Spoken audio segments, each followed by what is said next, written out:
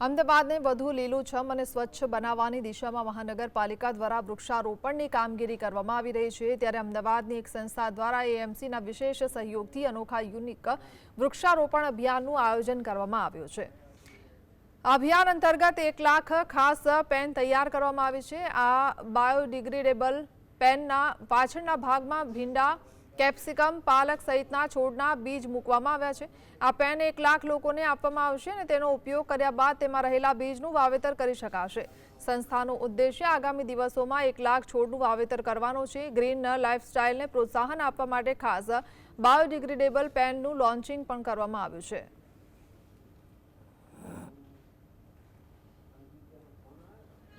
गमले में अगर इसको डालेंगे और ये पूरा पेन बायोडिग्रेडेबल है, अगर हम उसमें डालेंगे तो प्लांट ग्रो करेगा। ये सभी के लिए इजी है और प्लांट लगाना बहुत ही आसान हो जाएगा।